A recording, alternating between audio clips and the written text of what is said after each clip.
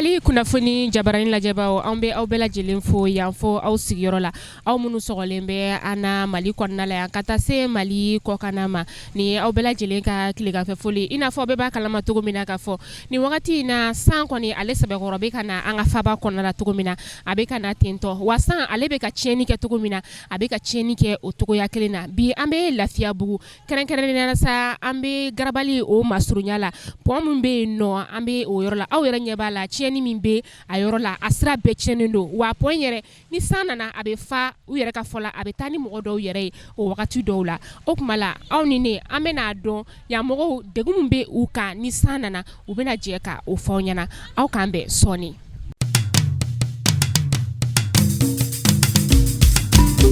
Tile ne ba i bɛ se k'i tɔgɔ ni jamu fɔ. N tɔgɔ Fatumata Jallo. Filamuso an ɲɛ bɛ aw ka yɔrɔ la yan nɔ yala ni san nana aw bɛ kɛ cogo di yan. Ni san nana vraiment an tɔɔrɔlen don yan kunun ji donna an ka yan yɔrɔ bɛɛ de tiɲɛnen don an ka minɛnw bɛɛ de taara ji fɛ hali an yɛrɛ filɛ na an bɛ sigi yiri kɔrɔ ka feere kɛ an ka minɛnw bɛɛ de taara an ka so kɔnɔna an kunna jara dɔrɔn an bɛ sangaso de la an y'an ka minɛnw bɛɛ yɛlɛ sangaso sanfɛ y'a mɛn an ka minɛnw bɛɛ de tiɲɛna an ka minɛnw bɛɛ yɔrɔw kari-karilen don yɔrɔw tiɲɛna vraiment an tɔɔrɔlen don yan kɔni awɔ.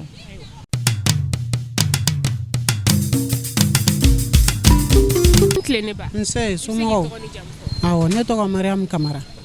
tiɲɛ na n'a sera ka na pont labɛn a bɛ diya n ye ɲɛ t'an sigiyɔrɔ la nin an ka minɛn bɛɛ taara ji bolo kunu ɔ sokɔnɔmɔgɔ ninnu bɛɛ ka minɛnw taara ji bolo n'i ye télé ye ji kan n'i ye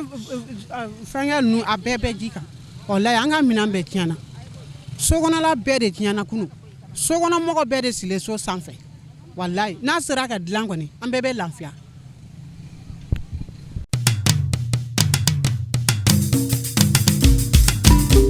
Chérie, ça va? Ça va. I bɛ se k'i tɔgɔ ni jamu fɔ. Ne tɔgɔ ye Asetu Jakite mais pont filɛ nin yan nɔ n'u ma ɲamare pont ma ɲi ne ba. An ɲɛ b'a la parce que aw yɛrɛ bɔra ka bin. A lajɛ i ma nin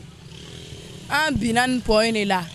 n'i nana garabali fanfɛla la lycée Kɔlɔnbi carré kɔnɔna la pont bɛ yen nɔ an binna yen nɔ de pont in kɔni ma ɲi pont in yɛrɛ bɛ fɛ ka kari regarde a y'a lajɛ pont in bɛ fɛ ka kari et puis don o don mɔgɔ bɛ accident misɛnnin na mɔgɔ ka minɛnw bɛ taa ji mana na mɔgɔ ka sow fankelenw bɛ bin yɔrɔw bɛ tiɲɛ bon accident bɛ kɛ et puis fɛnɛ mɔgɔw bɛ taa ji fɛ tiɲɛ ka fɔ a ma nɔgɔn dɛ n'u ma ɲamari.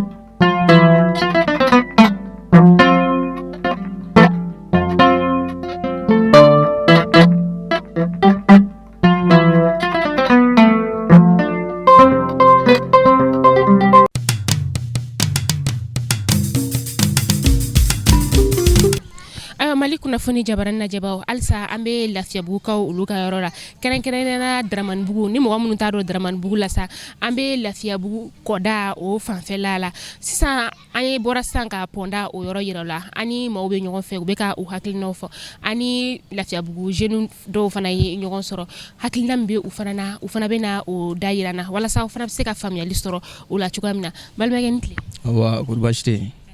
I bɛ se k'i tɔgɔ ni jamu fɔ. Oui bon ne tɔgɔ Burama Jakite. Fulakɛ an ɲɛ b'a la nin wagati in na san kɔni ale sɛbɛkɔrɔ nalen don a yirala k'a fɔ ko san ale tiɲɛniba don aw kunna dimanche sufɛ ka dugu jɛ lundi la i bɛ se k'a dɔɔni fɔ an ɲɛna la.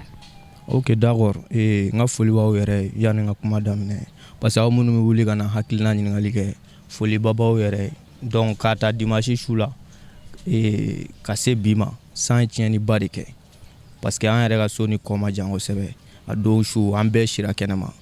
fɛn fɛn ka so bi kɔda la bɛɛ sira kɛnɛma mɔgɔw taara yɛlɛ ɲɔgɔn ka sow sanfɛ k'u jɔ tututu bon an b'a ye fana ji bi ka mɔgɔw ka minɛnw cɛ ka taa i b'a sɔrɔ mɔgɔw ka valiziw n'u ka frigo ni fɛnw bi ji sanfɛ ka taga bon o kɛra tiɲɛniba de ye mɔgɔw ma yan nɔ tiɲɛ yɛrɛ la tiɲɛni fanga bonyana kojugu an kɔni bɛ se ka wele kan min da gouvernement ma u ka essayer u ka solution ɲini na rapidement parce que ko in bɛ ka taa cogo min na don nataw la a kasara bɛna bonya kojugu parce que denmisɛnnin fitininw de bɛ yan ka ni san qualité yɛrɛ n'a nana ka sɔrɔ i bɛ sunɔgɔ la n'a mana première heure la fo k'a nana ka sɔrɔ aw bɛɛ dalen don sunɔgɔ la a tɛ bɔ foyi kalama a bɛ bali min na ji donnen don bon den fitinin bɛ du minnu kɔnɔ a bɛ se ka kɛ kɔlɔlɔ ye olu ma fo fatuli ni fɛnw bɛ se ka bɔ a la.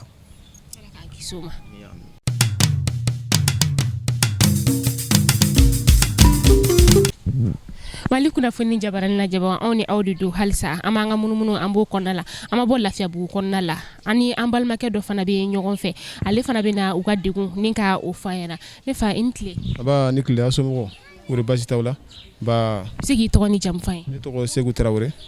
depuis ni dimanche san surulan kɛ yan nɔ donc maintenant ji kɔni donna an bolofɛnw kan mais an bɛ Ala tanu baasi ma mɔgɔ si ni sɔrɔ bon bolofɛn ko kɔni o ye Ala ta ye parce que a tant que hadamaden i b'o ɲini i b'o sɔrɔ. Donc an bɛ Ala fo k'Ala barika d'o la mais an b'a ɲini gouvernement fɛ u k'u jɔ u jɔyɔrɔ la an kɔni an bɛ location la so in kɔnɔ yan bon tiɲɛni min kɛlen filɛ nin vraiment mɔgɔ tɛ se ka fɛn tununi bɛɛ fɔ mais ni ma to la hali bi an bɛ Ala barika da k'Ala fo la vraiment o de ka weleweleda ye k'a lase État ma. Ala k'an kisi a basi ma.